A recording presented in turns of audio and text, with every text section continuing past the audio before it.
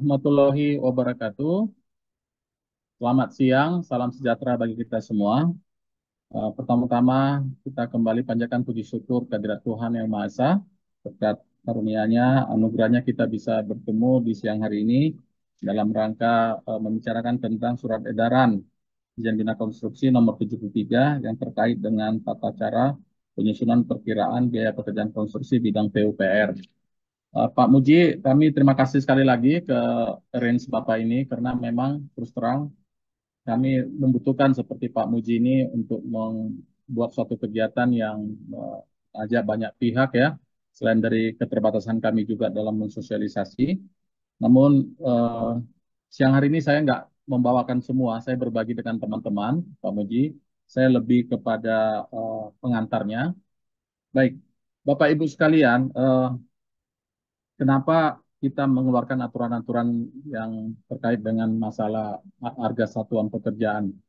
Karena kami juga merasakan di Kementerian PUPR, mungkin teman-teman di daerah, ada satu kegamangan bagi kita.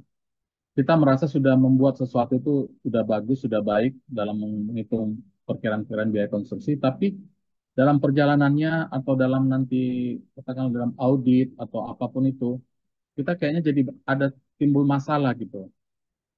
Permasalahan-permasalahan ini terkadang jadi ribet karena sudah berbicara kepada urusan-urusan auditor gitu ya. Nanti di sana ada aspek-aspek katakanlah kemahalan, terus memulangkan uang dan sebagainya. Atau jadi temuan-temuan yang kadang-kadang kita juga nggak memahami gitu ya. Jadi dari pembelajaran kami ternyata bahwa dalam penyusunan-penyusunan harga satuan pekerjaan atau HPS lah, harga pekerjaan sendiri itu, banyak di sana bermain dengan asumsi dan juga rumus-rumus koefisien-koefisien. Yang mana selama ini untuk skop Kementerian PUPR saja itu sangat-sangat memprihatinkan ya. Kenapa? Ada orang di satu unit tapi berbeda PPK lah katakan, berbeda orang yang menangani proyek sejenis, itu harganya juga berbeda-beda dalam menyusun HPS-nya gitu. Jadi kita sangat prihatin, kok bisa terjadi demikian, berarti seakan-akan orang masing-masing membuat hitungan versinya dia gitu. Apa dasarnya kadang-kadang nggak jelas, pokoknya apa yang sudah pernah diulang lagi, dibuat lagi seperti itu, tanpa melihat kondisi-kondisi perubahan yang sudah ada. Jadi Bapak Ibu, kami dalam membuat peraturan ini sebenarnya sangat-sangat berat, karena ternyata urusan HPS ini sifatnya sangat rahasia katanya. Saking rahasianya orang yang menyusun itu sendiri yang tahu sama Tuhan gitulah kita bilang. Eh, apanya memenya gitulah ya. Tapi ketika semua orang harus dipetakan, di- didudukkan semua, terjadilah jomblang gitu ya. Artinya berbeda-beda tuh terlihat sekali gitu. Jadi kita nggak mau ke depan konstruksi ini jadi dilema banyak dalam pelaksanaannya. Kita ingin semuanya tertib. Salah satunya solusinya adalah bagaimana kita membuat hitungan APS itu dengan rumus yang sudah terstandar dan syukur-syukur kita bisa nanti ciptakan dan sekarang lagi berproses aplikasi. Jadi aplikasi itu adalah alat bantu kita menghitung rumus-rumus yang ada di Permen PUPR nomor 1 yang sekarang. Lanjut, hari ini kita memang nggak bisa membahas seluruhnya, tapi kita mencoba menstrukturkan, mungkin Pak Muji ke depan nanti bisa buat series-seriesnya.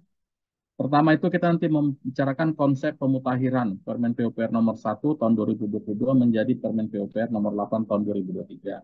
Kemudian batang tubuh SE Dirjen Bina Konstruksi 73 tahun 2023, tadi Pak Muji mengantarkan bahwa ada suatu strategi kita bagaimana membuat pengaturan ini lebih fleksibel sehingga rumus-rumus yang akan bisa berubah sesuai dengan perkembangan teknologi dan situasi metodologi dan sebagainya, kita bisa cepat adaptasi. Kemudian lampiran 1 tabel acuan dan tata cara penyusunan biaya penerapan SMKK, dan tabel komponen biaya penerapan SMKK. Bapak Ibu, mungkin sebagian kita selama ini agak mengabaikan masalah K3 atau sekarang K3 konstruksi atau sekarang lebih dikenal dengan sistem manajemen keselamatan konstruksi. Ini sebenarnya ada tanda petik pemaksaan dari kami kepada kita semua untuk menerapkan ini sehingga kami membuatnya biaya tersendiri. Sebenarnya ini dulunya tersimpan di biaya umum. sehingga banyak kontraktor pelaksananya itu kelupaan karena tidak terstate dengan resmi, tapi dia disamarkan di dalam biaya operasional dan biaya umum, sehingga sering tertinggal. Sementara kita bekerja di konstruksi harus menyadari bahwa adalah suatu pekerjaan yang berisiko, yang bisa membuat kecelakaan baik kepada manusia, kepada masyarakat, bahkan kepada lingkungan juga bisa. Sehingga kita merasakan bahwa sudahlah, daripada nanti debat tebal, kita keluarkan aja spesifik biaya SMKK. Jadi maksudnya kalau ke depan ada PPK, ada pengguna jasa tidak menyiapkan anggaran untuk biaya keselamatan konstruksi, berarti orang itu harus dipertanyakan. Dia membangun itu untuk apa? Apakah untuk kemanfaatan atau untuk kemudaratan gitu ya. Nah, sehingga kita pastikan sekarang SMKK biaya-biaya tentang keselamatan konstruksi itu harus ada di depan gitu ya. Lanjut, kita ke bagian pertama tentang konsep pemutakhiran. Ini antara Permen 01 yang baru sekarang, Permen 01 yang 2022 dengan Permen 8 2023. Pertama, penambahan analisis harga satuan pekerjaan yang belum terdapat dalam lampiran Peraturan Menteri PUPR nomor 1 tahun 2022. Jadi Bapak Ibu, saya terbuka aja di kita di sini bahwa ketika unit kami ada unit DJBK, itu unit di luar dari teman-teman yang punya proyek. Proyek itu adalah SDA, Bina Marga, Cipta Karya Perumahan. Kami diamanatkan sebenarnya melakukan ini gitu ya, tapi sebenarnya nggak core bisnis kami juga gitu, tapi kami ya namanya amanah kami kerjakan. Nah, kami melihat bahwa selama ini banyak rumus-rumus yang sudah ada, tapi memang rumus-rumus jadul lah kita katakan yang diciptakan, yang dibuat dari zaman Belanda dulu, BOW, terus teman-teman Litbang mengembangkan, tapi kayak berhenti di 5 tahun terakhir ini. Sementara perkembangan teknologi konstruksi di akhir-akhir ini semakin canggih dengan intervensi daripada digital dan teknologi informatika. Sehingga kita harus membuat ruang untuk selalu mengupdate. Maka penambahan-penambahan ini dibutuhkan. Termasuklah yang dari nomor 1 itu harus ditambahkan. Yang kedua, pemutaran urutan pekerjaan sesuai dengan rumpun pekerjaan. Ini juga kita mencoba menstandarkan urutan-urutan pekerjaan. Karena masing-masing teman-teman dari UNOR yang berbeda, masapnya buat berbeda. Jadi kita mencoba lah membuat lebih tertib. Yang ketiga, memfasilitasi perubahan dinamis dengan adanya penyusunan SE Dirjen Bina Konstruksi sebagai turunan Permen 08. Inilah yang kita bahas hari ini, namanya SE 73. Kemudian masukkan kodifikasi si pasti. Jadi Bapak Ibu, hari ini kita hanya belajar filosofis tentang SE ini, tapi ke depannya kami bercita-cita membuat suatu aplikasi yang mana aplikasi ini sebenarnya digunakan awal ini oleh PPK dalam menyusun APS. Tapi dalam prakteknya sebenarnya teman-teman konsultan perancang harusnya dari awal juga ke depan ini harus sudah menggunakan si pasti juga. Karena mereka harus menghitung selain desain detailnya juga engineering estimate-nya harus keluar. Kalau bisa sudah mengikuti standar-standar yang ada di permen ini gitu. Sehingga nanti si PPK-nya nggak membuat sesuatu yang lain lagi gitu ya, berubah lagi. Nah, untuk itu kami melihat bahwa penertiban ini juga harus membutuhkan banyak keteraturan ya. Kita menamakannya kodifikasi. Baik itu peralatan, baik material. Jadi kita cobalah membuat lebih tertib. Inilah urgensinya kami melahirkan Permen 08 tahun 2023. Lanjut. Kalau secara strukturnya Bapak Ibu, jumlah babnya masih tetap 6. Lanjut ya. Tapi mungkin yang berubah adalah pasal-pasalnya. Jadi ada perubahan-perubahan subklasi, perubahan penomoran ayat atau hurufnya. Nanti kita lihat lebih jelas. Tapi isinya apa sih? Pertama tentang ketentuan umum, kemudian analisis harga satuan pekerjaan atau ASP, kemudian analisis biaya penerapan SMKK, ini sudah kita buat khusus, kemudian sistem informasi APS, ini nanti jadinya apa sih pasti, kemudian ketentuan peralihan, ketentuan penutup. Lanjut, apa yang terjadi di antara permen yang sebelumnya dengan yang Permen 8 2023? Lampiran Peraturan Menteri Nomor 1 Tahun 2022 itu ada 1.200 halaman, yang Permen PUPR 8 yang baru dengan SE-nya itu menjadi 2.271 halaman. Seandainya kita print ini, kita cetak, udah bisa jadi bantal Bapak Ibu ya, saking tebalnya ya. Jadi kita sekarang ke depan akan membuat ini dalam bentuk file digital ya. Jadi kita bermain di file digital. Kemudian yang dulunya itu eh, ada bidang umum, SDA, Bina Marga, Cipta Karya dan Perumahan. Nah, sekarang di permen ini kita split ya. Permennya itu mengisinya adalah tata cara dan persyaratan penyusunan ketentuan pekerjaan, ASP bidang pekerjaan bidang PUPR, dan rincian biaya penerapan SMKK. Sementara yang sebagian lagi kita jadikan SE, tapi satu kesatuan Bapak Ibu ya. Bagian pertama tabel acuan dan tata cara penyusunan biaya penerapan SMKK. Bagian kedua pedoman ASP bidang SDA. Bagian ketiga pedoman ASP bidang bina marga. Bagian keempat pedoman ASP bidang cipta karya dan perumahan. Dengan jumlah-jumlah halaman yang ada. Dan Bapak Ibu sebenarnya ini juga akan berproses ke depannya, akan berkembang terus, akan bertambah terus. Setidaknya kita di dunia konstruksi ini mempunyai sesuatu legacy lah. Apa yang kita hitung-hitung itu harusnya ada dalam suatu dokumentasi yang baik dan bisa digunakan secara akuntabel ya, atau dengan berintegritas. Lanjut, kita ke batang tubuh dari SE ini sendiri.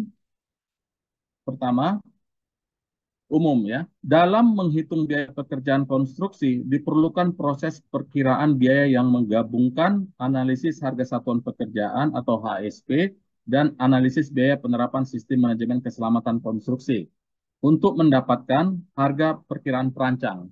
Jadi benar Pak Muji juga mengundang teman-teman konsultan di sini, karena ke depan konsultan juga akan kita harapkan menghitung HPP-nya itu memakai dari permen ini gitu ya, atau dengan aplikasinya. Kemudian rencana anggaran biaya, ini yang mungkin dia akan digunakan oleh teman-teman dalam membuat apa istilahnya itu ya, perkiraan anggaran untuk kita menyusun DIPA atau teman-teman di daerah APBD atau kami APBN lah gitu ya. Kemudian harga perkiraan sendiri, inilah yang dimiliki oleh si pengguna jasa, PPK atau Satker ya. Kemudian dalam rangka melaksanakan pasal 18 ayat 2 Permen PUPR nomor 8 tahun 2023 tentang pedoman penyusunan fungsi bidang PUPR. SE ini ya.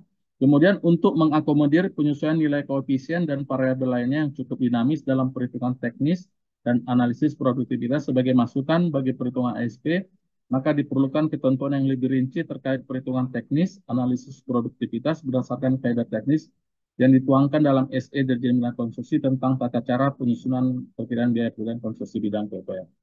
Bapak Ibu, semua hitungan-hitungan ini sangat dinamis sekali. Ketika suatu alat berat menuju kepada otomatisasi atau menggunakan GPS dan sebagainya atau teknologi lah kita katakan, itu akan berbeda dengan alat-alat berat yang konvensional seperti itu. Sehingga nanti kita akan bergerak terus menyempurnakannya. Lanjut. Kemudian SE ini untuk setiap aturan itu harus ada aturan yang memayunginya ya.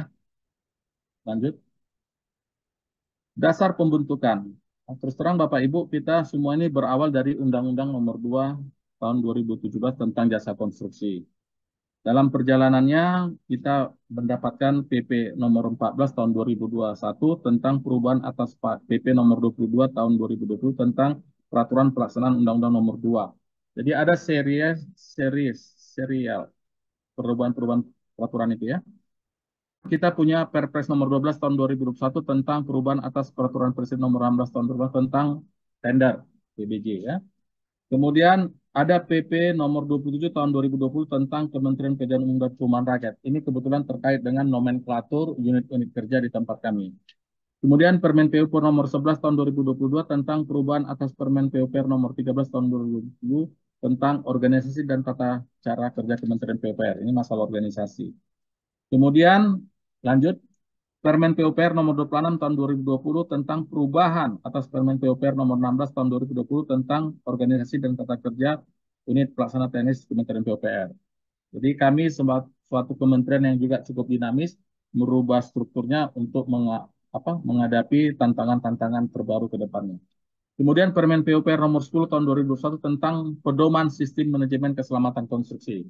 Ini lahirnya SMKK karena kami merasakan bahwa banyak proyek-proyek konstruksi yang terjadi kecelakaan konstruksi atau kegagalan bangunan, ya, perubuhan dan sebagainya, itu maka perlu kita menciptakan aturan untuk mengawalnya. Kemudian muncul Permen PUPR nomor 8 tahun 2023 tentang pedoman penyusunan perkiraan biaya pekerjaan konstruksi bidang PUPR. Sebenarnya PP 8 ini juga udah berseris ya dari PP 26 apa Permen 26, Permen 01, Permen 8. Jadi aturan-aturan itu lanjut dibuat dan dibagi-bagi tadi fungsinya sehingga ada kita yang punya SE sekarang. Surat edaran ini dimaksudkan sebagai petunjuk teknis mengenai tata cara penyusunan perkiraan biaya pekerjaan konstruksi bidang PUPR untuk menghasilkan harga perhitungan perancang, RAB, dan atau APS. Kemudian surat edaran ini bertujuan sebagai acuan penyusunan perkiraan biaya pekerjaan konstruksi sebagai acuan penyusunan perkiraan biaya pekerjaan konstruksi dalam rangka mendukung penerapan standar keempat yang di dalamnya meliputi standar mutu bahan, standar mutu peralatan, standar prosedur pelaksanaan jasa konstruksi, standar mutu hasil pelaksanaan, standar operasi dan pemeliharaan yang merupakan bagian dari SMKK. Jadi Bapak Ibu, SE ini memang dibuat sangat dinamis ya, supaya bisa menjawab perubahan-perubahan situasi ke depannya. Ruang lingkupnya ada tabel acuan dan tata cara penyusunan biaya penerapan SMKK. Kemudian ini yang core-nya lagi, AHSP, bidang sumber daya air, saya menghitung bendungan, irigasi, dan sebagainya. ASP bidang bina marga, jalan, jembatan, terowongan jalan. Kemudian ASP bidang cipta karya dan perumahan ini juga sabrek-abrek ya, apalagi cipta karya. Itu nanti kalau kita lihat lampiran SE-nya itu sangat-sangat tebal sekali ya, dan banyak item pekerjaan. Kemudian tabel acuan dan tata cara penyusunan biaya penerapan SMKK. Di sini nanti ada tabel acuan itu berupa faktor konversi bahan, berat isi bahan baku, bahan olahan dan campuran, faktor kehilangan bahan, komposisi campuran bahan, dan berat besi, baja tulangan, baja pertegang, kawat stan. Ini untuk acuan. Sementara tata cara penyusunan biaya penerapan SMKK itu, tata cara penyusunan biaya penerapan merupakan cara menghitung biaya SMKK sesuai dengan ruang lingkup pekerjaan yang dihadapi. Kemudian ketentuan mengenai tabel acuan dan cara penyusunan biaya penerapan SMK ini tercantum dalam lampiran 1 yang merupakan bagian tidak terpisahkan dari surat edaran ini. Bapak Ibu terus terang ini relatif baru tentang SMKK ini. Jadi sering teman-teman itu dalam menyusun APS-nya itu juga sangat-sangat sederhana sekali ya. Belum bisa memahami sehingga si si pengguna membuat RKK dan sebagainya itu juga sangat minim ya. Jadi kita memang hari-hari ini menggencarkan kegiatan workshop atau sosialisasi di internal PUPR supaya bisa membudayakan masalah sistem manajemen keselamatan konstruksi. Untuk lanjut, ASP bidang sumber daya air itu ada 10 jenis pekerjaan, komponen dasar konstruksi, bendung, jaringan irigasi, pengaman sungai, bendungan dan embung, pengamanan pantai, pengendalian muara sungai, infrastruktur rawa, infrastruktur air tanah dan air baku, dan pekerjaan pintu air dan peralatan hidromekanik elektrik. Ketentuan mengenai ASP bidang SDA tercantum dalam lampiran 2 yang merupakan bagian tidak terpisahkan dari SE ini.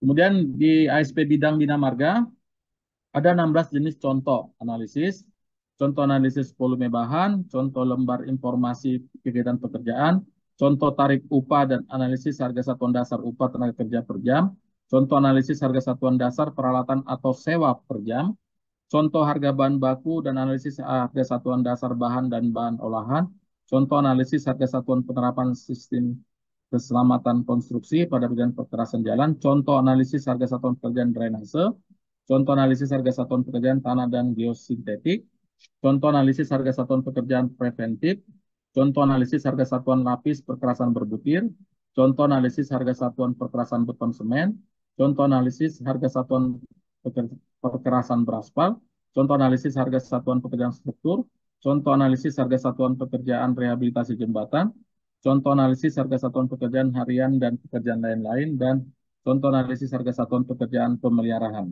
Nanti ini dimuat di dalam lampiran 3 dari SE ini. Kemudian untuk teman-teman di bidang cipta karya, lanjut ya, cipta karya dan perumahan, ada 12 divisi pokok pekerjaan. Pertama, persiapan lapangan atau site work, pekerjaan struktur, pekerjaan arsitektur, pekerjaan landscape, pekerjaan mechanical electrical, pekerjaan plumbing, jalan pada permukiman, drainase jalan, jaringan pipa di luar gedung, sistem struktur RISA, tipologi RISA, dan desain tipe bangunan rumah susun. Ini nanti ada di lampiran 4. Lanjut. SE ini juga mengatur tentang ketentuan lain-lain, usulan perhitungan teknis dan analisis produktivitas untuk ASP yang belum terdapat pada bidangnya dilakukan dengan ketentuan. Perhitungan teknis dan analisis produktivitas berdasarkan ide teknis yang telah dibahas di Direktorat Teknis masing-masing. Diusulkan melalui pejabat tinggi media kepada pimpinan unit organisasi yang membidangi jasa konstruksi, seperti ke kami. Tidak bertentangan dengan ketentuan dalam Permen 8 tentang pedoman penyusunan perkiraan biaya kerjaan konstruksi bidang PUPR. Tentang peralihan dan penutup. Pada saat surat edaran ini mulai berlaku, pengadaan pekerjaan konstruksi yang paketnya telah diumumkan dalam Sistem Informasi Rencana Umum Pengadaan atau SIRUP dengan menggunakan ASP berdasarkan Peraturan Menteri Pekerjaan Umum dan Perumahan Rakyat Nomor 1 Tahun 2022, jadi yang lama, tetap dilaksanakan prosesnya sampai selesai. Jadi kalau dia sudah memulainya ketika masa berlaku Permen 01, maka dia harus konsisten. Pengadaan pekerjaan konstruksi yang paketnya belum diumumkan dalam Sistem Informasi Rencana Umum Pengadaan SIRUP menggunakan Peraturan Menteri Pekerjaan Umum dan Perumahan Rakyat Nomor 8 Tahun 2003 tentang pedoman penyusunan pekerjaan biaya kerjaan konstruksi bidang PU dan Perumahan Rakyat Berita Negara Republik Indonesia Nomor 683 Tahun 2003. Kemudian surat edaran ini mulai berlaku pada tanggal ditetapkan. Jadi Bapak Ibu, kita tetap nggak kaku ya, sehingga jangan sampai nanti ada debatable, dia masih di era yang lama, tahu-tahu dipaksakan ke peraturan baru. Jadi kita lihat nanti penentuannya itu di sirupnya ya, di Sistem Informasi Rencana Umum Pengadaan. Mungkin yang berikutnya saya minta bantuan Novi, tapi Pak Muji, nanti ada Bu Rati juga. Intinya kami mengapresiasi acaranya Pak Muji ini ya, untuk banyak teman-teman bisa mulai paham tentang adanya suatu upaya kita bersama untuk membuat suatu standar perhitungan APS. Terus terang Bapak Ibu, ini sesuatu yang sebenarnya juga masih sangat awal ya, yang butuh dukungan dari kita semua, terutama teman-teman konsultan, perancang, atau juga kontraktor. Jadi mari kita jadikan peraturan ini atau standar ini atau apapun namanya SE ini kita percaya terus, kita rapikan terus. Yang jelas kita nggak mau orang-orang konstruksi itu orang yang jadi kayak apa ya Bapak Ibu ya, saya bilang itu kayak sasaran tembak dari segala arah gitu ya. Kita bekerjanya sudah mati-matian, atau nanti dalam pelaksanaan banyak masalah, kok jadinya seperti ini gitu ya.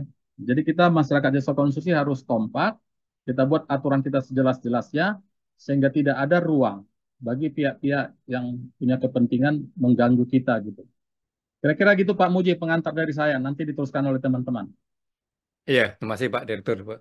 Kita sepakat, kita harus membangun profesionalitas Pak ya, kepada Ya, semua pihak ya.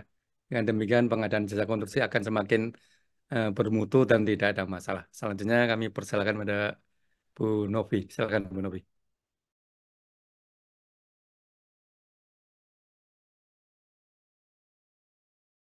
Baik, terima kasih Pak Muji dan juga Bapak Direktur. Mungkin sebelum kita beralih kepada lampiran, eh, mungkin Bapak Ibu ada yang kita mungkin izin Pak Dir mungkin buka sesi diskusi dulu Pak Dir. Siapa ya. tahu ada yang ingin Kalau bisa ditanyakan Pak terkait Muji, dengan. ini terkait kebijakan aja Pak. Mungkin satu dua pertanyaan untuk saya, karena saya setelah ini nanti ikut ada acara BPK juga nih. Oh ya, terima kasih Pak Direktur. Bapak Ibu yang hormat, mungkin ada pertanyaan untuk Pak Direktur eh, tentang aspek ini kebijakan ASP ini. Silakan kalau ada yang mau bertanya.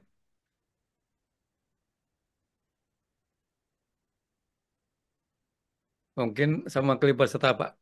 Ya, Apakah iya Pak. ada Pak, tentang itu Pak Excel tuh banyak sering bertanya ke saya Pak Excelnya bagaimana atau aplikasinya bagaimana? Bisa nggak yang teman-teman Pemda ini mendapatkan hal itu?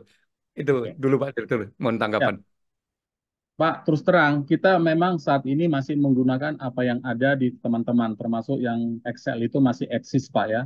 Tapi bertahap, Excel itu mau kami ambil, dijadikan suatu aplikasi. Jadi, ada nanti permintaan kami kepada pimpinan, ketika nanti si pasti itu udah jadi, itu memang konsumsi bagi si PPK. Tapi bisa aja kita ekstrak aplikasi itu untuk open source. Maksudnya gini, supaya nanti konsultan dalam menghitung itu nanti ngeklop dengan di pelaksanaannya. Nah, terkadang dalam perjalanan kita ini konsultan menghitung pakai apa, terus nanti pelaksananya juga pakai apa, atau kadang-kadang perencanaan-perancangan yang kurang sempurna karena buru-buru dan sebagainya, copy paste oleh PPK ketika lapangannya berbeda dan ada situasi yang berubah dan macam-macam, jadi nggak berharga lagi HPP kita itu atau engineering estimate kita itu, karena terkadang udah banyak terjadi perubahan-perubahan. Kalau kita nanti bisa ekstrak ini, tapi sementara kita belajar ilmunya aja dulu, lampiran permen atau SE ini. Karena itu hanya alat sebenarnya aplikasi itu bagaimana memudahkan kita menggunakan rumus-rumus dalam bentuk aplikasi. Jadi yang perlu kita bangun sekarang adalah kemauan kita bersama, bagaimana kita bisa mengkritisi lah terutama atau membuat feedback terhadap apa yang sudah kami buat. Dan ini menurut perhitungan kami dengan keterbatasan kami masih jauh dari sempurna. Jadi kita sama-sama berkontribusi. Pak Muji dengan institusi ini saya kira akan berperan besar ke depan membuat apa periodik-periodik gitu ya untuk membedah sehingga kita sama-sama memperkaya Bapak Ibu. Karena dunia konstruksi ini sangat rawan untuk segala pihak bermain-main gitu. Terus yang jadi korbannya kita gitu, PPK, konsultan, kontraktor, dan per hari-hari ini juga banyak teman-teman konsultan juga dari tertarik urusan ke APH dan sebagainya. Pan kita sudah bekerja secara profesional, secara benar, tapi selalu ada kepentingan yang mengatasnamakan apa gitu ya, sehingga kita terjebak. Saya kira gitu Pak Muji ya. Jadi nanti akan kami usahakan mengekstrak dari aplikasi itu suatu open source kalkulator si pasti gitu. Jadi rumus-rumus yang semua itu masuk sama gitu. Jadi apa yang dikerjakan PPK, apa yang dikerjakan konsultan, apa nanti yang menawar kontraktor. Saya membayangkan kontraktor itu kalau bisa ke depan nggak hanya ngisi harga satuan pokok gitu ya.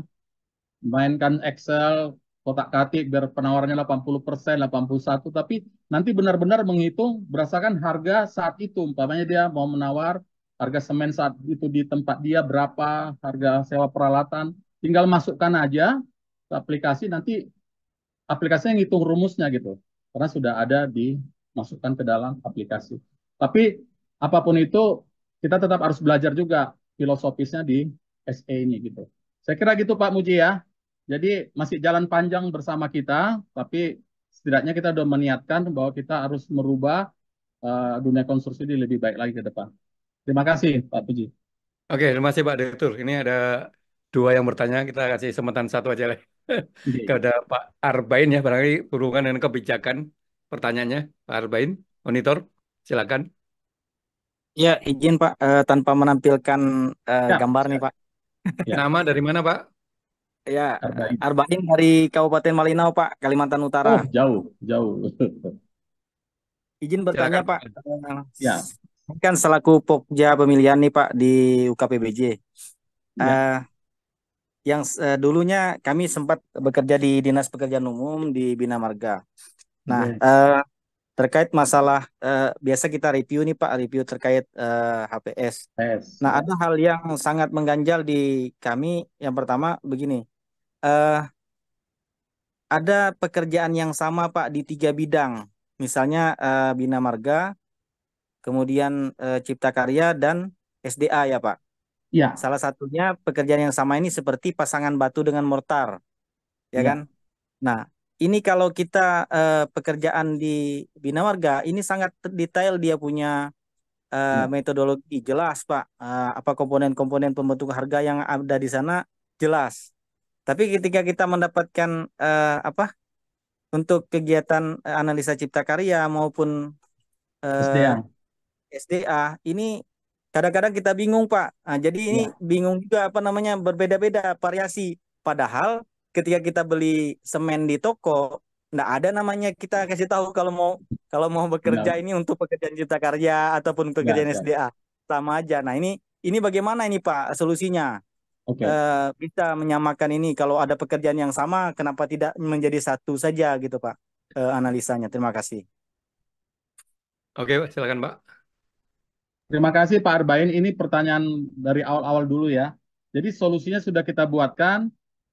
semua pekerjaan yang ada di ABCP itu kita usahakan di grup dalam pekerjaan umum namanya. Jadi siapapun menggunakannya harus mau cipta karya mau bidang marga harus pakai yang di kelompok umum. Nah, ketika kerjaan itu unik spesifik untuk masing-masing bidang marga itu kita kelompokkan di kelompoknya bidang marga cipta karya. Jadi kerjaan-kerjaan pasangan apa itu sudah ada di umum. Nanti Mbak Novi, Mbak Rati mungkin nanti bisa menjelaskan. Tapi intinya Bapak Ibu itu sudah kita akomodasi di Perlem atau di SE ini. Sehingga nanti nggak ada lagi keraguan. Dan kita coba cari yang terbaik di antara tiga itu yang kita adopt. Jadi nanti teman-teman kalau kata Mas Arbain tadi bina marganya bagus, detail, berarti CK dan SDA ketika berbicara tentang pasangan batu gitu harus mereverse ke, dan itu sudah ada di SE kita. Saya kira demikian Pak Muji. Terima kasih. Ya, terima kasih Pak Direktur. Masih ada waktu Pak? Satu lagi Pak dari Ya, Bangka siap. Belitung. Ya. Silakan Pak Nasir. Nama dari Pemda mana Pak? Silakan. Pak, terima kasih atas kesempatannya. Assalamualaikum warahmatullahi wabarakatuh. Nama saya Muhammad Nasir dari Pangkal Pinang, Bangka Belitung, Pak. Oh ya. Izin Pak, pantun sekali Pak ya. Pergi ke toko membeli bahan, bahan dibeli untuk membuat bolu. Selamat siang, salam pengadaan. Semoga kita semua sehat selalu. Amin. Pak, ada yang ingin saya tanyakan nih Pak terkait dengan materi yang Pak sampaikan. Langsung saja Pak ya. Ya, Jadi ya, gini Pak. Pak, bagaimana cara menyusun AHSP sebagai dasar untuk membuat rapat berdasarkan kalau kita mengacu pada Permen PU nomor 8 tahun 2023 dan SE nomor 73 tahun 2003 ini Pak. Itu yang pertama. Kedua Pak, dalam menyusun AHSP itu kan kebiasaan kan copy paste Pak biasanya Pak dari tahun ke tahun itu saja Pak. Nah, untuk menyusun sebagai dasar untuk menyusun RAP. Nah, kadang-kadang kan PUP terutama dinas PU ya Pak, menyusun RAP itu memakai AHSP tahun sebelumnya Pak. Nah, sementara tidak menghitung tahun yang kenaikan tahun 2024 ini Pak. Iya, itu. Kemudian yang ketiga Pak, kalau nyusun RAP misalnya Pak, kita mengacu AHSP. Nah, tetapi yang menyusun itu bukan dari dinas PUPR, misal dari penyedia. Apakah boleh penyedia menyusun RAP kemudian diajukan ke PUPR untuk disetujui lah bahasanya Pak. Mungkin itu saja Pak. Terima kasih. Wassalamualaikum warahmatullahi wabarakatuh. Terima kasih Pak Nasir. Jadi terus terang ya. Jadi ini aturan ini atau apa ini kita buat untuk menjawab itu Pak. Jadi yang jelas RAB itu adalah sesuatu sebelum masuk kepada HPS Pak ya. Jadi RAB itu biasanya digunakan teman-teman untuk ancar-ancar biaya APBD kita berapa. Tapi harganya masih terlalu umum, apalagi kita punya peraturan bupati atau peraturan wali kota tentang standar harga-harga yang ada di daerah kita. Dan itu tanda petik harga maksimal. Jadi itu hanya ancar-ancar untuk RAPBD atau apalah kita katakan di daerah. Namun ketika kita mau tender, ada waktu bagi PPK menyempurnakan jadi HPS yang sudah harus memakai harga pokok atau harga dasar yang ada di pasar. Jadi harus berbeda itu karena ada jeda waktu, ada perubahan-perubahan harga dan sebagainya. Jadi nggak mau PPK itu memang harus real time menyusun HPS-nya pada saat dia menyusun itu harga yang ada di pasar. Makanya kita sangat menyayangkan sekali ketika ada PPK nggak mau capek sedikit mensurvei harga-harga tertentu atau melihat ke sumber informasi yang update lah ya, yang valid untuk menyempurnakan perhitungannya. Yang sedihnya juga kadang-kadang teman-teman penyedia ini juga ngikut-ngikut juga, artinya nggak menghitung lagi, hanya melihat harga APS-nya berapa, tinggal kali berapa persennya dia mau nawar. Ketika nanti harganya berubah, nangislah dia, uangnya udah nawar rendah, nggak bisa dikerjain dan sebagainya. Tapi dengan adanya SE ini kita harapkan ada ruang bagi para pihak untuk bisa menawar yang wajar lah gitu. Jadi saya kira demikian Pak Nasir. Nanti yang lainnya mungkin dijelaskan teman-teman, tapi adanya aturan ini menjawab tadi tuh Pak, supaya jangan sampai nanti RAB HPS di copy paste gitu, tapi harusnya ada suatu intervensi peraturan atau harga pasar dan sebagainya. Dan Bapak Ibu, ini teman-teman di daerah minta tolong sekali, rajinlah membentuk tim survei harga pasar. Walaupun sudah ada peraturan itu, tapi kita pas mau melaksanakan survei. Syukur-syukur nanti ini masih dalam proses, Bapak Ibu. Setelah nanti si pasti ini, yang merupakan nanti aplikasi melaksanakan permen ini, jadi, dan ada rencana Stranas PKKPK mau mencoba ini dibawa ke provinsi, kabupaten, kota. Jadi nanti kita, ini Pak Muji banyak tugasnya ke depan nih Pak Muji ya, akan mengerange lagi nanti di kegiatan. Saya kira demikian Pak Nasir. Yang penting kita sudah mengantisipasi ke depannya tentang masalah yang Bapak sampaikan tadi. Terima kasih. Terima kasih, Pak. Terima kasih Pak Direktur. Ini kita jadi lebih membuka sebagai intro pengawal Pak ya, tentang pengetahuan Ya, ASP. Ternyata masih banyak yang perlu dipelajari dan dirubah kebiasaan-kebiasaan selama ini yang mungkin kurang tepat dan sebagainya. Jadi kita terima kasih pada Pak Direktur beserta tim yang bersedia membuka, memberi kita arahan dan sebagainya supaya kita pengadaan kita bisa profesional karena pengadaan ini banyak benturan kepentingan. Demikian kami persilakan selanjutnya kepada Ibu Novi Pak Muji, atau punten ya ya, saya matiin karena mau ke ruang sebelah ya, ada Zoom lagi. ya. Terima kasih Ya. sekali Pak Direktur. Ya. Silakan Bu Novi dan Bu Ratih. Ya.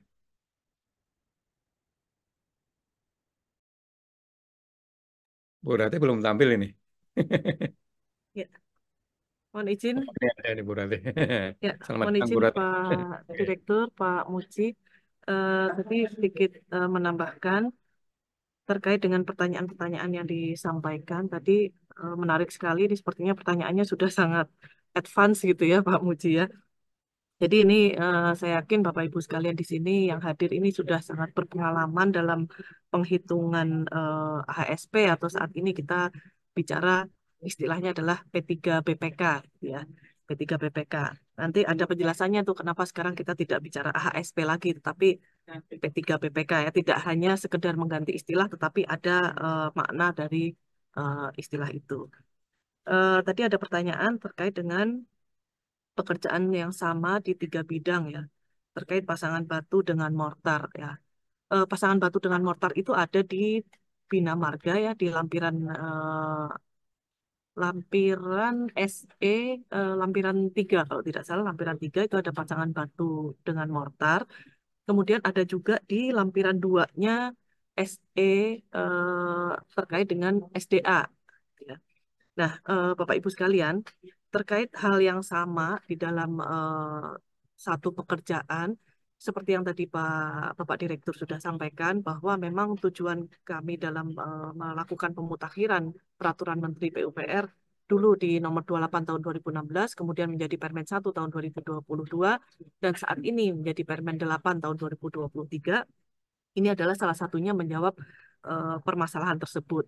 Bahwa ketika dalam satu pekerjaan, satu lokasi bahkan ya dulu apa namanya permasalahan yang muncul ketika penyusunan itu dalam satu lokasi ada pekerjaan yang sejenis tapi yang satu menggunakan perhitungannya Cipta Karya, yang satu menggunakan perhitungan SDA dan yang satu menggunakan perhitungannya dari Bina Marga, dan itu jadi temuan karena kami juga di pusat pun juga ada pekerjaan-pekerjaan seperti itu, semacam pekerjaan PSN misalnya ya, apa namanya strategis nasional ya, itu juga pekerjaan-pekerjaan yang keroyokan ya. Dari kami di Ditjen SDA ada, Ditjen Cipta Karya ada, Ditjen Bina Marga ada, dan masing-masing memiliki apa namanya dasar perhitungan sendiri-sendiri. Oleh karena itu, di dalam Permen PUPR nomor 1 tahun 2022, pekerjaan-pekerjaan sejenis itu sudah dikelompokkan, gitu ya, sudah dikelompokkan di dalam satu bagian yaitu bidang umum. Nah, bidang umum di dalam Permen PUPR nomor 1 tahun 2022. Nah, ini menjadi satu sejarah gitu ya, sehingga saya harus menceritakan dulu sebelum menjawab ke pertanyaannya. Kemudian di dalam Permen 8 tahun 2023, ternyata pekerjaan-pekerjaan yang kita kelompokkan itu ada juga masukan bahwa ternyata memang ada karakter-karakter tertentu yang memang masih harus, kalaupun pekerjaannya itu sama, tetapi ada karakter tertentu yang memang masih harus perhitungannya masing-masing gitu ya. Seperti yang tadi disampaikan, ada pekerjaan pasangan batu dengan mortar. Nah, beda yang paling mencolok adalah ketika kita melihat di perhitungannya rekan-rekan kami di Bina Marga atau di lampiran 3, itu adalah untuk pekerjaan-pekerjaan yang menggunakan mekanis, ya, pekerjaan-pekerjaan menggunakan mekanis, menggunakan alat berat.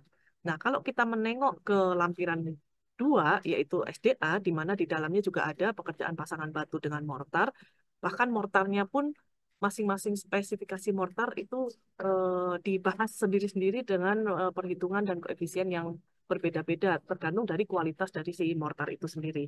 Itu jika kita menghadapi pekerjaan dengan sifat manual atau semi mekanis seperti itu secara garis besarnya seperti itu. Jadi bagaimana kita memilihnya kalau memang kita menghadapi pekerjaan yang mekanis menggunakan alat berat, dan memang biasanya mekanis atau alat berat itu didukung dengan kuantitas pekerjaan yang banyak, ya, volume yang besar, itu biasanya kita menggunakan mekanis. Kalau volumenya lebih kecil gitu ya, sedikit, itu kita mengarah ke pekerjaan manual atau semi mekanis, atau juga ada pekerjaan-pekerjaan yang bersifat padat karya gitu, yang kita memang harus apa namanya melibatkan tenaga kerja lokal gitu ya, sehingga kita masuknya ke pekerjaan manual atau semi mekanis, kita menggunakan perhitungan yang ada di SDA. Saya rasa hal seperti itu bisa juga kita jelaskan ke BPK atau auditor nantinya ketika nanti dipertanyakan mengapa perhitungan bina marga yang dipilih bukan perhitungan yang ada di SDA misalnya, seperti itu, meskipun di pekerjaan yang sama. Itu pertanyaan yang pertama.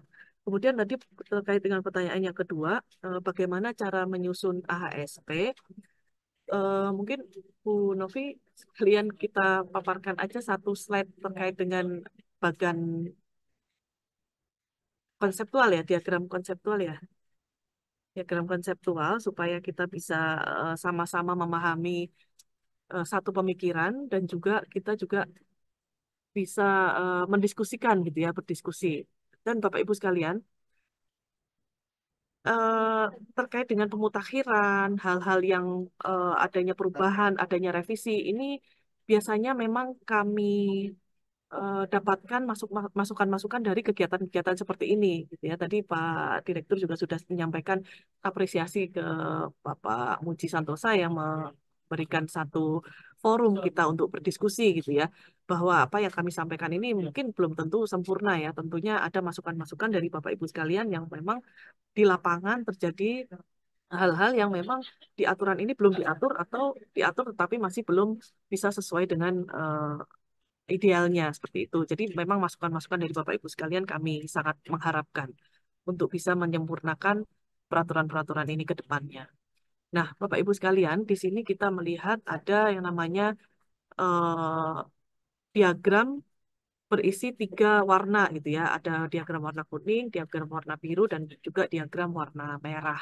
Ya, kalau kita bicara AHSP, kita hanya bicara diagram warna biru dan merah saja. Itu adalah AHSP. Kita bicara harga satuan pekerjaan.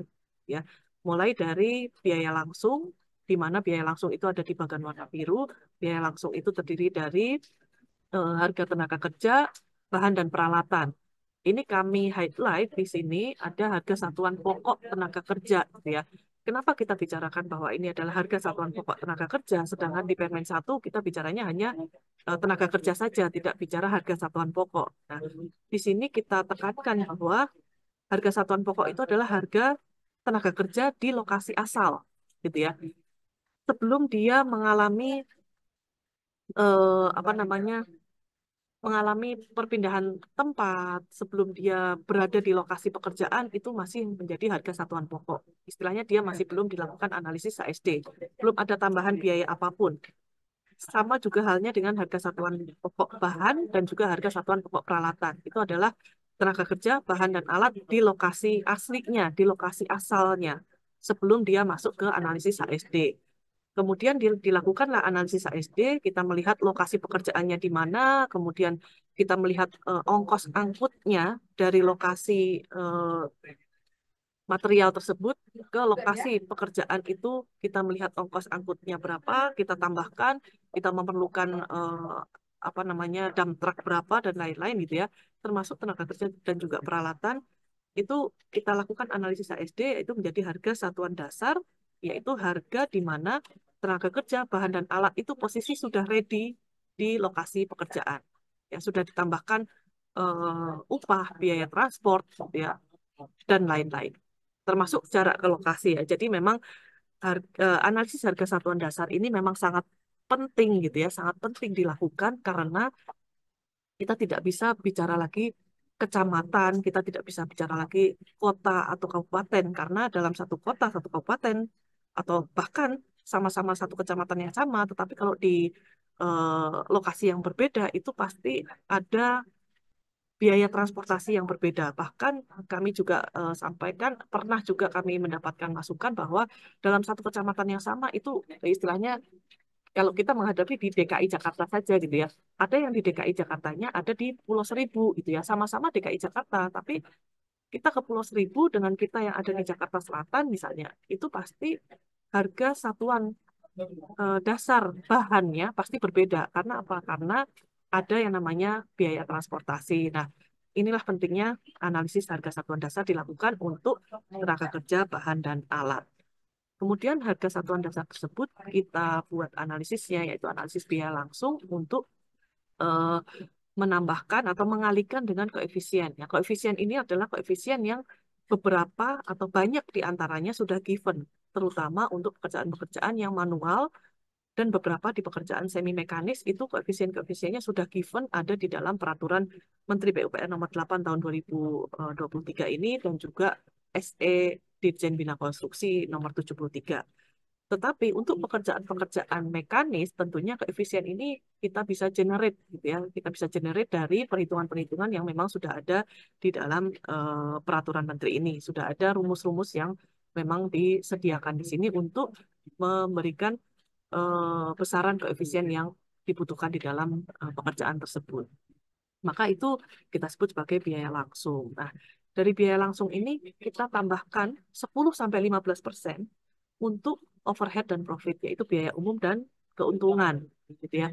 Biaya umum dan keuntungan itu adalah 10-15% dari biaya langsung. Banyak pertanyaan juga, kapan sih kita bilang 10, kapan kita bilang 11%, kapan kita 15%, itu di kami tidak ada batasannya gitu ya. Monggo aja Bapak Ibu sekalian memilih 10-15%. Yang penting masih di dalam range 10-15%.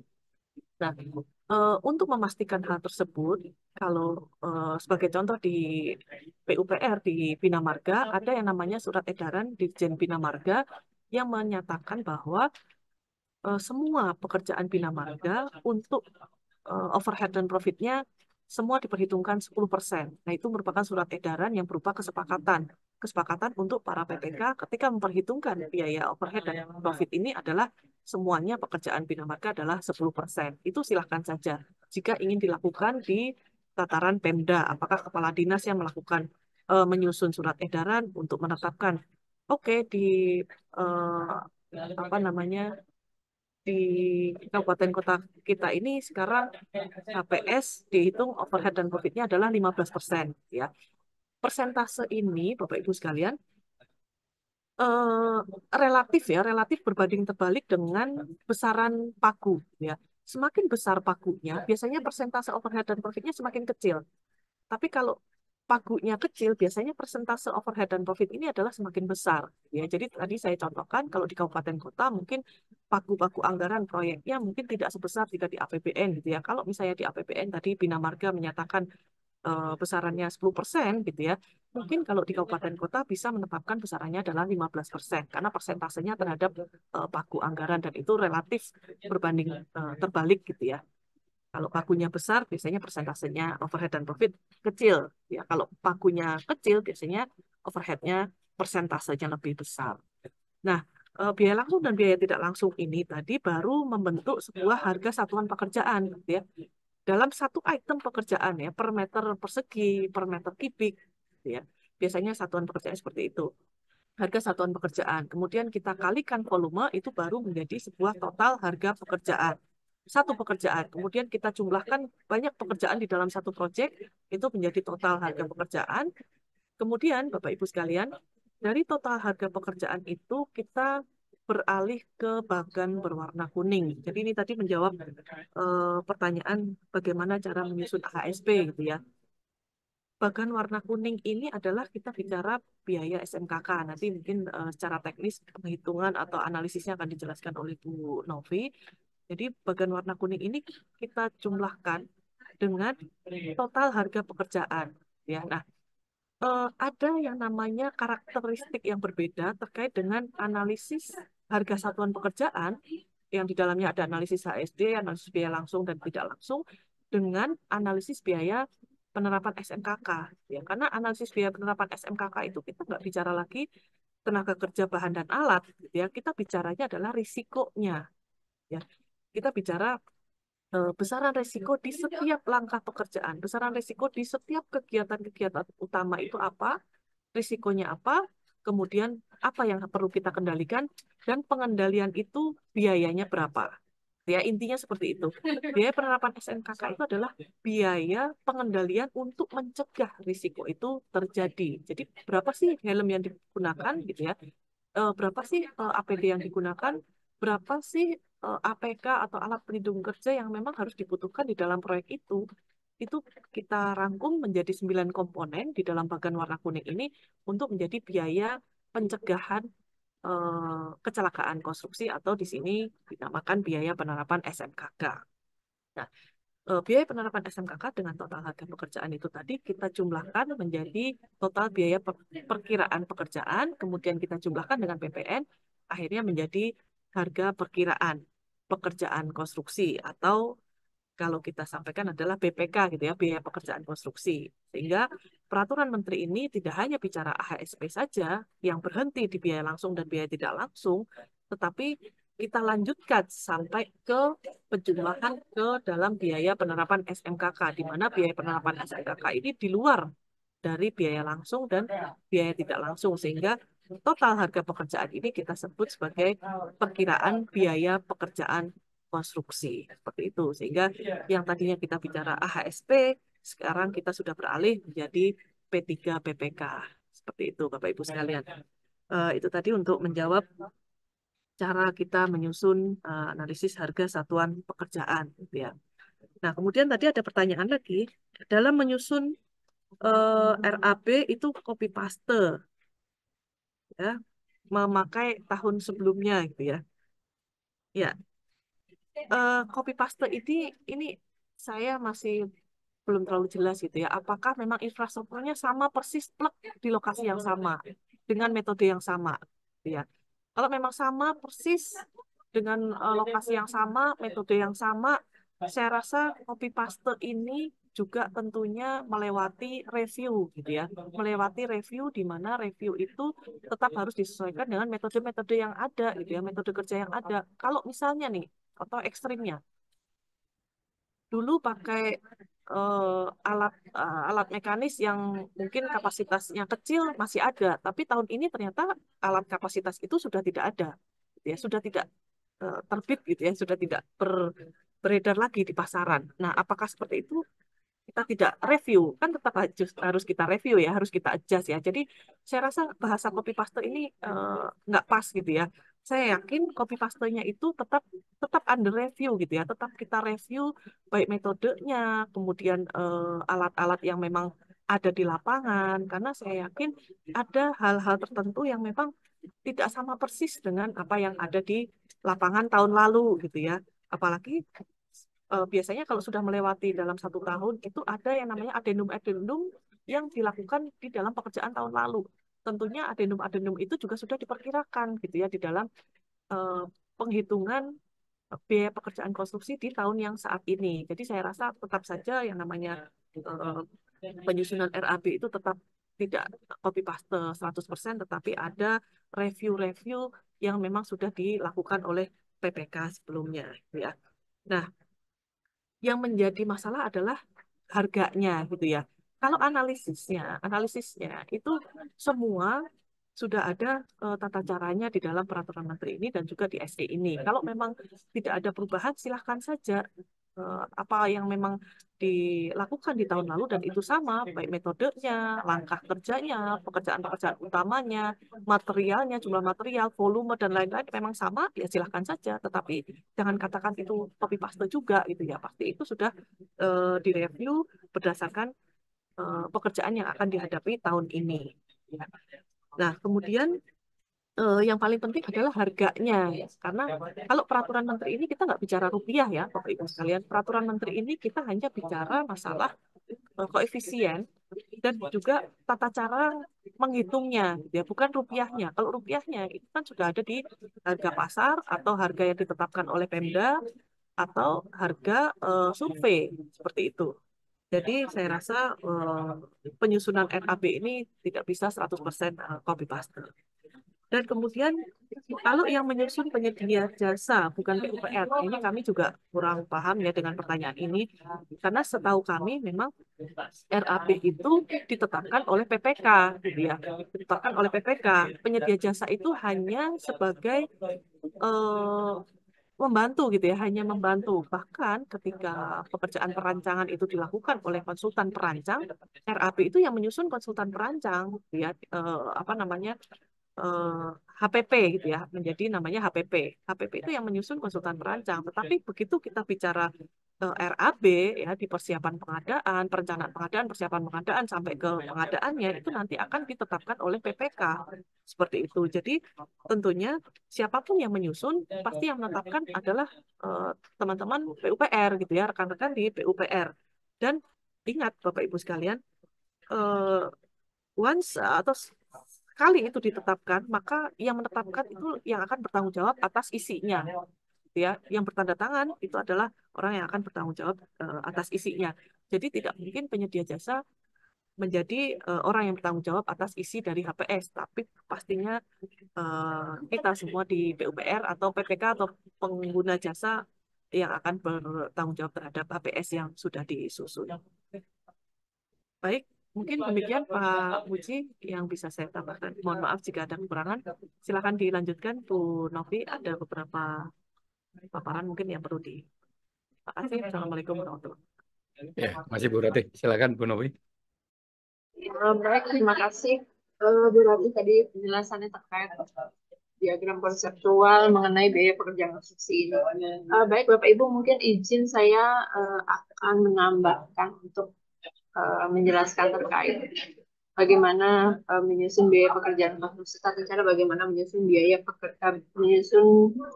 SMK.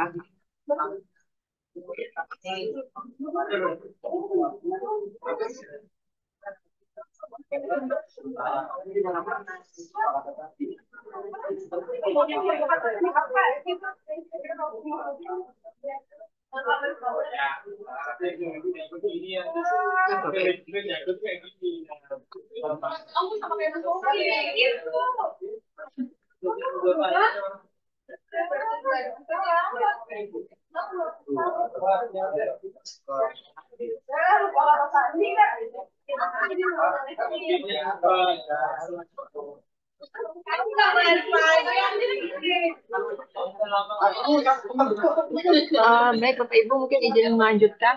Jadi terkait mengenai tata cara penyusunan biaya penerapan SMKK ini, ini mohon maaf ya Bapak Ibu kalau mungkin suaranya agak bising ya di sini karena apa namanya banyak yang diskusi di sini. Jadi dalam tahap menyusun biaya penerapan SMKK ini, Bapak Ibu ada beberapa tahapan. Di sini memang tidak terlalu detail yang kami sajikan dalam SE Dirjen 73 tahun 2023 ini. Jadi kami rangkum dalam sebuah tahapan-tahapan begitu ya Bapak Ibu. Jadi pertama kita mencantumkan lingkup pekerjaan dalam tabel IBPRP sesuai dengan LDP dalam dokumen pemilihan. Kemudian kedua melakukan identifikasi bahaya dan risiko pada setiap aktivitas sesuai lingkup pekerjaan. Berikutnya kemudian menyusun pengendalian risiko dan juga menentukan kebutuhan sumber daya keselamatan konstruksi berdasarkan 9 komponen biaya sistem manajemen keselamatan konstruksi. Untuk yang pertama Bapak Ibu tadi terkait mengenai lingkup pekerjaan dalam tabel IBPRP.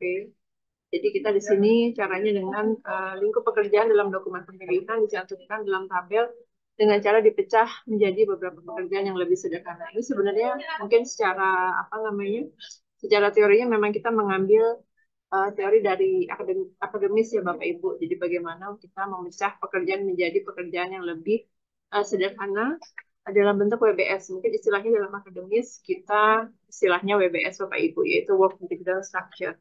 Ini hanya sebuah metode ya Bapak Ibu bagaimana kita ingin memecah pekerjaan sampai kita bisa menentukan di level mana apa namanya ya, pekerjaan ini bisa kita identifikasikan risikonya dan nanti bagaimana bisa dikendalikan risiko tersebut. Kemudian yang kedua, Bapak Ibu, melakukan identifikasi bahaya dan risiko pada setiap aktivitas. Di sini apa namanya uraian pekerjaan dalam tabel IWPRP diintegrasikan dengan jadwal dan tahapan pekerjaan sebagaimana dalam dokumen rencana mutu pekerjaan konstruksi. Kemudian di sini IBPRP disusun oleh penanggung jawab keselamatan konstruksi bersama dengan tenaga ahli teknis engineer. Dan ketiga, setiap aktivitas atau uraian pekerjaan pada IBPRP dilakukan pertama identifikasi kondisi bahaya terhadap 4 aspek Bapak Ibu. Jadi di Permen 10 ini kita melakukan identifikasi bahaya sudah terhadap 4 aspek ya Bapak Ibu, bukan 1 aspek lagi, bukan hanya terkait dengan pekerjanya, tapi ada 4 aspek yaitu tenaga kerja, material, peralatan, dan juga lingkungan. Kemudian kedua, identifikasi risiko yang dapat terjadi akibat kondisi bahaya terhadap tenaga kerja, material, peralatan, dan juga lingkungan. Kemudian tahapan berikutnya Bapak Ibu setelah kita bisa melakukan identifikasi bahaya dan risiko, berikutnya kita menyusun bagaimana pengendalian risiko terhadap identifikasi bahaya yang sebelumnya telah kita cantumkan. Pengendalian risiko ini Bapak Ibu, jadi ada hierarki pengendalian untuk risiko bahaya. Ada eliminasi, substitusi, rekayasa teknis, pengendalian administrasi, kemudian juga penggunaan APD APK. Kemudian yang terakhir Bapak Ibu, setelah kita bisa melakukan pengendalian risiko, kita menentukan kebutuhan sumber daya keselamatan konstruksi berdasarkan 9 komponen biaya SMKK.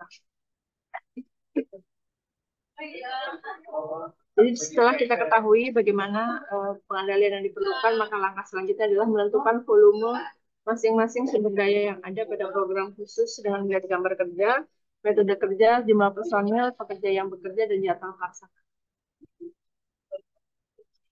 Mungkin secara tingkatnya Bapak Ibu ini kami gambarkan dalam bagan seperti ini Bapak Ibu untuk alur penyusunan GS. Jadi kita lakukan identifikasi bahaya, kemudian juga identifikasi risiko yang mana kita kita lakukan terhadap 4 aspek tadi, manusia, material, peralatan, dan lingkungan publik.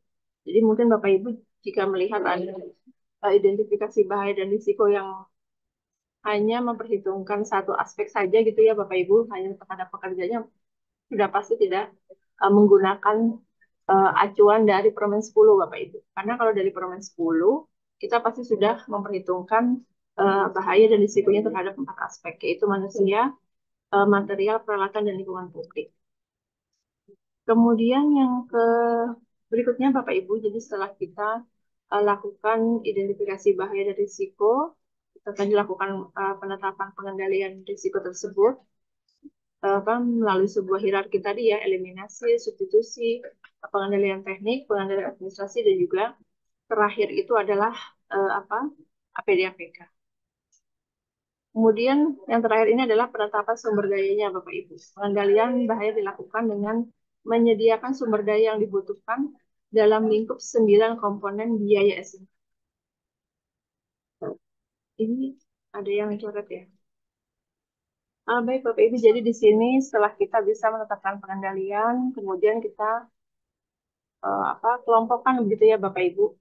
Setiap pengendalian ini akan masuk ke dalam komponen biaya SMKK yang mana Bapak Ibu. Apakah dia akan masuk ke komponen pertama, kedua, ketiga, atau sampai komponen biaya yang ke-9. Kemudian Bapak Ibu, ini di sini sebenarnya kami ingin menampilkan tabel komponen biaya penerapan SMKK. Ini hanya template ya Bapak Ibu. Nah, ini ada template contoh tabel biaya SMKK yang sebenarnya ini sudah ada di Permen 8 tahun 2023 di lampiran C mengenai biaya SMKK. Nah, di sini kami cuma ingin tampilkan kembali Bapak Ibu. Jadi sebagai informasi kepada Bapak Ibu bahwa di Permen 8 pada lampiran C kita sudah ada template biaya SMKK untuk 2 kategori risiko. Jadi pertama untuk risiko kecil, Kemudian yang kedua adalah untuk risiko sedang dan besar Bapak Ibu. Di sini Bapak Ibu bisa melihat bahwa di setiap tabel ini kita mungkin yang perbedaannya adalah di sini kita sudah menambahkannya Bapak Ibu mengenai apa namanya? Ini kolom mengenai keberterimaan dan bukti dukung. Jadi pada setiap komponen biaya di sini akan kita lihat bagaimana keberterimaannya dan juga bukti dukung apa yang dibutuhkan untuk setiap komponen biaya SMKK. Ini kami sajikan lengkap dari komponen biaya yang pertama sampai ke 9 Bapak Ibu. Nah, ini mungkin nanti Bapak Ibu bisa melihat sendiri di paparannya. Karena memang kalau untuk SE ini sendiri Bapak Ibu jadi bagi kami di Direktorat Jenderal Bina Konstruksi mungkin tidak banyak ya Pak Muji yang bisa kami sampaikan. Karena intinya memang SE 73 ini adalah terkait teknis Pak Muji. Jadi yang memang diampu oleh unit teknis kami. Kalau kami hanya terkait dengan biaya SMKK saja. Mungkin cukup sekian Pak Muji terkait dengan biaya SMKK. Jadi mungkin untuk selanjutnya bisa dibuka sesi diskusi jika ada pertanyaan dari peserta. Kami Ya, kembalikan kepada Pak Muji, Pak. terima kasih kepada Bu Novi. Saya menyimpulkan beberapa pertanyaan. Itu begini, misalkan HPS sudah dibuat oleh BPK, dibawa ke Pokja. Pokja ada kewenangan nggak mereview? Kalau menurut saya, nanti tolong dikoreksi Bu Novi. Tentunya Pokja harus mengingatkan, memastikan apakah HPS ini dibuat dengan mengikuti Permen PUPR nomor 8 tahun 2023 dan SE di Binkon. Kalau nggak memenuhi kan bisa ditolak ya Bu Novi. Itu mungkin mohon tangkap dulu, Bu. Ini substansi dari teman-teman begitu bertanyanya. Jadi ketika dibawa ke Pokja, apakah Pokja bisa menolak kalau ini tidak dibuat sesuai dengan apa kebiasaan Permen PUPR 8 2003 maupun SE Binkon Dirjen Binkon 73 ini. Mohon tanggapan Bu Novi atau Bu Rati. Terima kasih.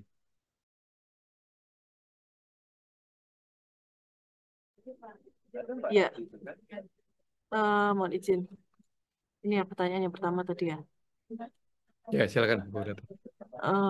Ya, saya rasa Pokja di sini juga bisa memberikan masukannya gitu ya atas HPS yang disampaikan oleh PPK gitu ya, termasuk tadi ya kalau misalnya ada yang tidak sesuai ke fisiknya atau ada juga yang belum dilengkapi kayak misalnya biaya SMKK-nya belum masuk seperti itu kita bisa meminta PPK untuk melengkapi HPS yang disampaikan tadi.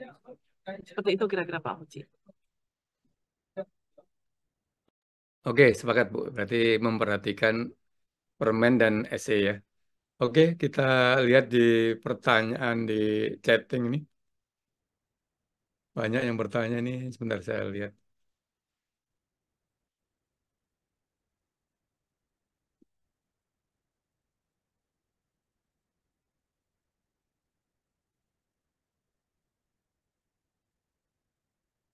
Ini banyak yang meminta format ini, Bu. Excel gimana, Bu? Itu boleh nggak ada nggak untuk dibagi pada teman-teman ini format Excel? Saya rasa tadi sudah dijelaskan oleh Pak Direktur, Bapak, bahwa format Excel saat ini kami tidak sajikan gitu ya, karena memang kami akan berfokus untuk pengembangan aplikasinya seperti itu. Nah, saya rasa Excel itu bisa dibuat peraturan menteri ini seperti itu, karena Excel yang lalu ketika beredar di masyarakat itu kami cukup kesulitan untuk men-track gitu ya, men-track ini bagian mana yang sudah diubah, bagian mana yang memang masih sesuai seperti itu, sehingga kita kunci nanti di dalam sebuah aplikasi, Bapak. Seperti itu. Jadi Jadi Excel belum saya ada ya? rasa terlalu cair gitu ya kalau Excel. Saya rasa kalau memang dibutuhkan Excel, silakan dibuat sendiri dari peraturan menteri ini atau SE-nya. Oke, masih. Ini ada pertanyaan dari Pak Rudi Irwandi. Hadir Pak Rudi? Bisa langsung disampaikan pertanyaannya? Halo Pak Rudi. Kebetulan Pak Rudi ini konsultan ya.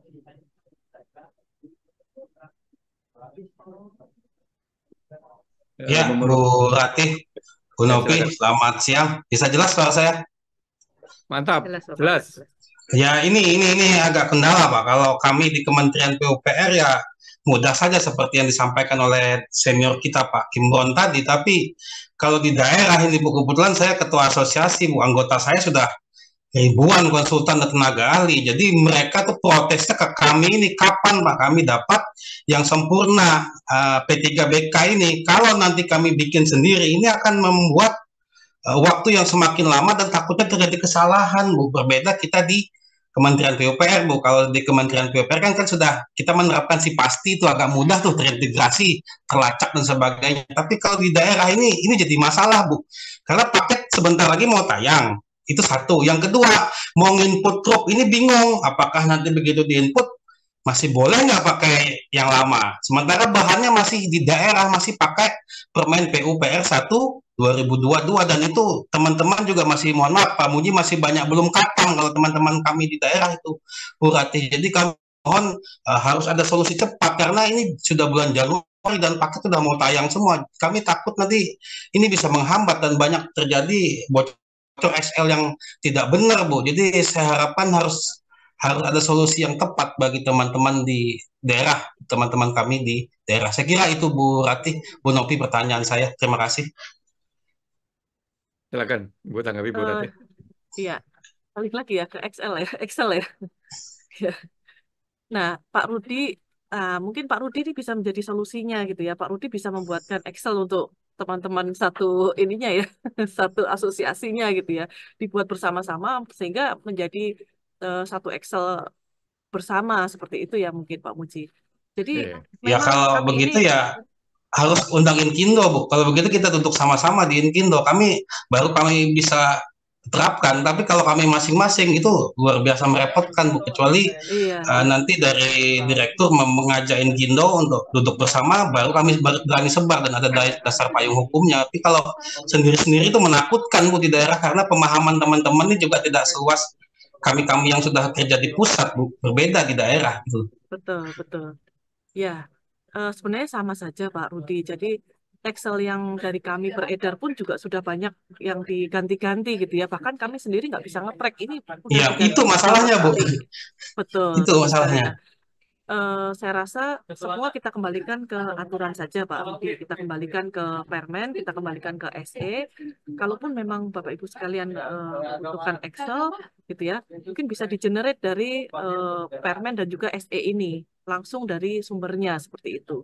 Jadi kita tidak lagi dapat Excel dari mana, sedangkan kita sendiri juga tidak bisa nge-track ya. Kami sendiri dari pusat lempar Excel ternyata dalam sehari aja sudah eh, berubah-berubah gitu ya Excel itu ya, karena memang Excel itu kan memang sangat sangat dinamis ya, di dalamnya memang dibuat untuk mudah untuk diubah seperti itu. Kami mohon pengertiannya Bapak Ibu sekalian.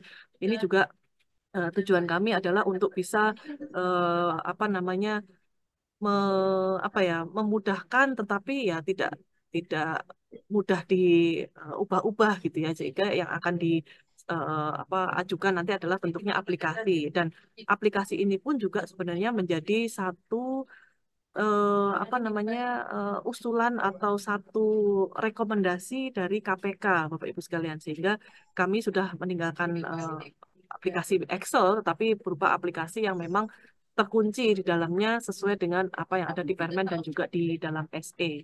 Itu menjadi satu rekomendasi yang sangat apa ya keras gitu ya dari KPK untuk kami di Kementerian PUPR untuk tidak lagi menyebarkan Excel-nya, tetapi sudah berupa aplikasi yang tentunya kami juga sedang proses saat ini dikembangkan terus. Seperti itu Pak Rudi dan Pak Mujib. Baik, makasih Bu. Semoga segera bisa duduk bersama dengan Inkindo. Siap, siap Pak Rudi. Baik. Terima kasih Bu Ratih. Jadi apa? Excel-nya tidak ada, nanti ada aplikasi. Jadi kalau aplikasinya belum ada, kita bisa membuat Excel sendiri berdasar rujukannya SC Bincon tadi ya sebagai sumber utamanya di situ. Saya pikir itu aja, tinggal dipasang harga-harganya aja. Ini ada berikutnya pertanyaan dari Pak Andi Anwarin, Bu. Kalau satu lokasi ada dua harga, harga tertinggi atau terendah yang akan digunakan ini? Satu lokasi, misalnya ada semen, Ya, satunya harganya 70, satunya 60.000. yang dipakai. Biasanya kita ambil, kalau ini survei ya ceritanya ya mungkin ya. Eh, Survei itu mungkin kita ambil tiga penyedia gitu ya, atau tiga toko gitu ya. Kemudian kita rata-rata harganya kita gunakan harga rata-ratanya saja. Seperti itu. oh gitu ya. Oke. Atau saya nggak ngerti nih. Atau yang dimaksud adalah harga tertinggi itu harganya Pemda, misalnya ya, harga Pemda dan harga pasar gitu ya. Harga Pemda tinggi, harga pasar nggak tinggi, misalnya rendah gitu ya. Kita mau pakai yang mana? Ini apa namanya, interpretasi yang berbeda dari pertanyaan yang sama gitu ya. Nah, kalau memang seperti itu maksudnya, di kami sendiri sebenarnya kami lebih merekomendasikan harga survei, ya, harga pasar. Kami lebih merekomendasikan harga pasar untuk menjadi harga yang tercantum di dalam HPS. Seperti itu, Pak Muji. Ya, harga pasar ya. Ya. Baik, berikutnya ada dari Bu Wahyuni nih ya. Apabila semua harus mengikuti ASP dan diseragamkan, bagaimana penyedia akan berkompetisi? Apa saja yang bisa diotak-atik oleh kontraktor? Apakah koefisien, harga material, atau apanya? Ya, terima kasih. Silakan Bu tanggapi, Bu. Kontraktor Eh, mengenai apa ini? nah, tergantung gitu ya. Kita bicara biaya pekerjaan konstruksi itu kan balik lagi, ada yang manual gitu ya, ada yang semi mekanis dan ada yang mekanis. Kalau yang manual dan semi mekanis itu memang secara koefisien, ya koefisien itu memang sudah terkunci. Ya, semi mekanis mungkin tidak semua terkunci ya, tapi tergantung dari alat mekanisnya yang digunakan gitu ya. Tapi beberapa sudah terkunci. Nah, kalau pekerjaan mekanis itulah yang koefisiennya akan bisa tergantung dari peralatan yang digunakan. Seperti itu, Pak Muji. Jadi, kalau kita bicara lalu apa yang dikompetisikan, ya sebenarnya banyak ya, karena yang dikompetisikan itu kan tidak hanya volume ya, jelas volume itu sudah jelas ada gitu ya.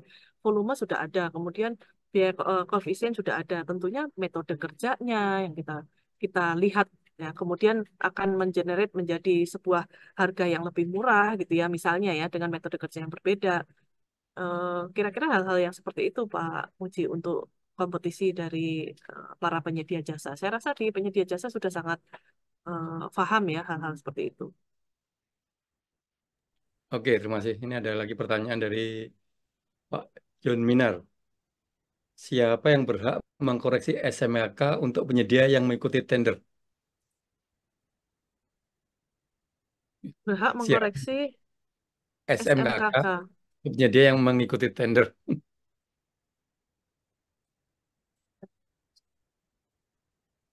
Jadi biaya SMKK itu Pak Muji dan Bapak Ibu sekalian, biaya SMKK itu eh,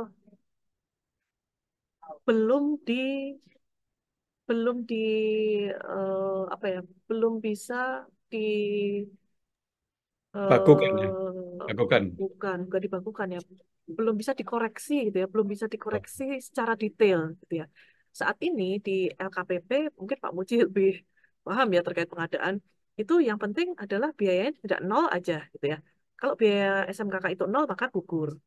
Kalau biaya SMKK itu ada, ya karena kita posisinya masih relaksasi ya, bahasa yang kami gunakan di PUPR terkait dengan SMKK itu adalah kita masih dalam kondisi relaksasi. Relaksasi itu apa artinya? Relaksasi itu kita sedang proses memperkenalkan nih, gitu, memperkenalkan SMKK, tetapi kita juga nggak main-main. Ada loh yang digugurkan. Kalau apa? Ya kalau kebangetan lah gitu. Misalnya nggak menganggarkan biaya SMKK, gitu ya, nggak menyusun RKK. Misalnya RKK yang disusun tidak sesuai apa yang ada di aturan seperti itu bisa digugurkan. Tetapi untuk apakah benar salahnya, kemudian besaran biaya SMKK-nya, kami karena masih dalam posisi relaksasi ini, sehingga pengguna jasa pun di eh, apa namanya di lingkungan Kementerian PUPR juga belum mengoreksi terkait dengan besaran biaya SMKK yang ideal itu berapa sih, seperti itu Pak Muji. Jadi masih sesuai dengan kebutuhan. sesuai dengan kebutuhan ya, oke. Iya. Terima kasih. Saya mau ditanggapan, Bu. Banyak kita buat HPS, kemudian terjadi penawaran di bawah 80%. Ya, Iya. Menurut saya, pertama kita menginput volume lah. Contohnya tanah timbun. Tanah timbun kita butuh 600 kubik. Tanah timbun satu kubiknya 150.000. Kalau kita beli 600 kubik, harganya 70.000. Apakah ada pedoman bagi teman-teman kita ini? Yang diinput adalah harga satu kubik atau harga 600 kubik? Kalau harga satu kubik di harga pasarnya 150.000. Iya, iya, iya, iya, iya. Tapi kalau kita beli 600 kubik, 70.000. Itu pertama, Iya, Bu. iya, iya, Yang iya. kedua, level penyedia, Bu. Apakah SB ini memberi pedoman tentang level penyedia? Kita membuat kerangka atap baja. Kalau kita di toko, mungkin harganya per meter apa itu, harganya misalnya 100.000. Tapi kalau kita belinya banyak, ini kan harusnya ke distributor. Kalau distributor harganya bisa 50.000, bisa separuhnya itu. Ya, pertama level penyedia. Yang ketiga, waktu. Pekerjaan jalan ya, itu kan bisa selesai dalam 3 minggu. 3 minggu. Masa kita kasih keuntungan 10% atau 15%. Sedangkan gedung yang 6 bulan 10%. Ini jalan cuma 3 minggu juga sama 10%. Jadi 3 aspek ini sudah terbahas nggak? Kalau ini belum terbahas, sangat mungkin banyak benaran di bawah 80% dan masih untung. Jadi saya Iya, iya, iya, iya. beri tanggapan nanti kan mengenai volume, Iya, iya. volume, yang kedua mengenai level penyedia, yang ketiga mengenai waktu pengerjaan. Mohon tanggapannya, apakah SE ini sudah menjangkau ke sana? Terima kasih, Bu Ratih. Ya, ya. Menarik ya Pak Muji ya. Jadi antara harga 1 meter kubik atau 600 meter kubik gitu ya. Saya sampaikan bahwa hal itu belum tercantum di dalam SE. Belum ada aturan terkait hal tersebut. Tapi terima kasih atas masukannya. Mungkin nanti akan bisa kami jadikan bahan diskusi ya Pak Muji. Tapi kalau kita melihat apa namanya, kita sebagai pengguna jasa misalnya, kita sebagai pengguna jasa, kalau anggaran kita terbatas atau ya kita pertanggungjawabkan, tentunya yang kita masukkan adalah harga 600 meter kubik seperti itu. Karena kita memang pekerjaan kita 600 meter kubik gitu ya.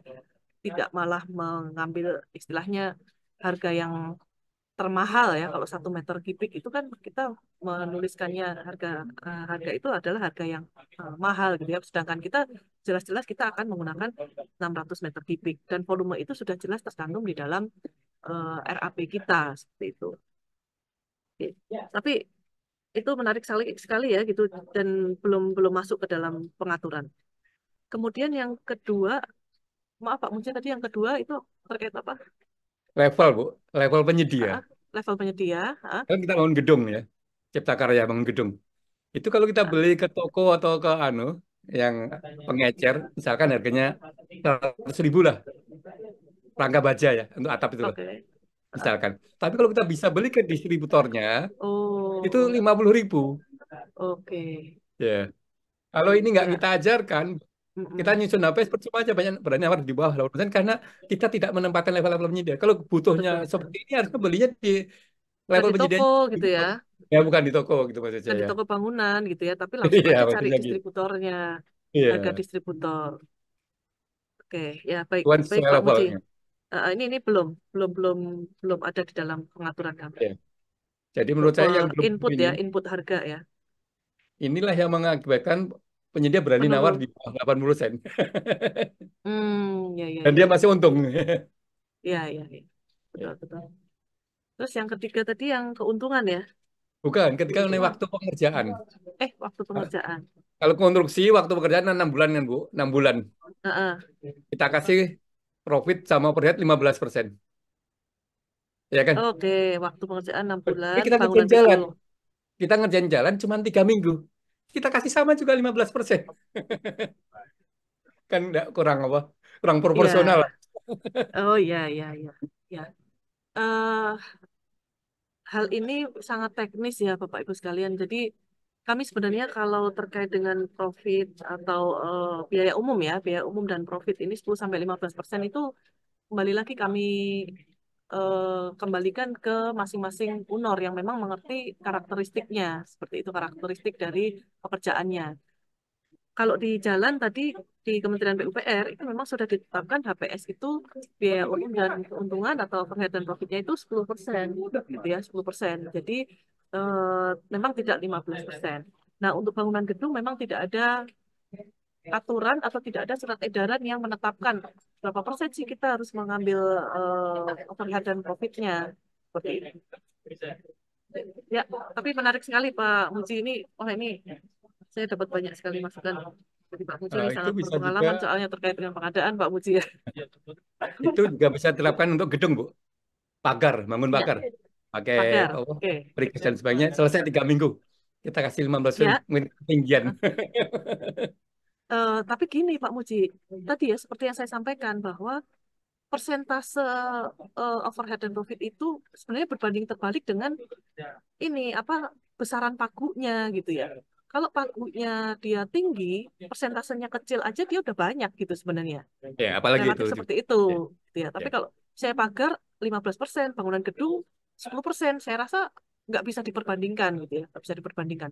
Kecuali sama-sama pagar, yang satu pagarnya berapa persen gitu ya, eh, lamanya gitu ya, yang satu 3 hari jadi, yang satu sebulan jadi gitu ya. Kok keuntungannya beda? Nah itu mungkin bisa apple to apple ya. Tapi kalau pagunya saja sudah beda, maka persentasenya akan sulit di apa perbandingkan. Seperti itu Pak Muji. Ya, oke, terima kasih, Bu. Ya. Pertanyaan terakhir dari Pak Hafiz. Kami dari Dinas Pendidikan, apakah harus mengikuti ASP ini? Harga satuan dengan oleh Dinas PU. Ya, adalah contohnya bangunan untuk ruang kelas sederhana. Ya, ini kan untuk semuanya, Bu, ya, bukan untuk Iya, bangunan betul. PPR saja ini. Silakan. Betul, betul, betul sekali Pak Muji. Jadi memang di dalam Permen PUPR itu pada pasal awal, pasal pasal pasal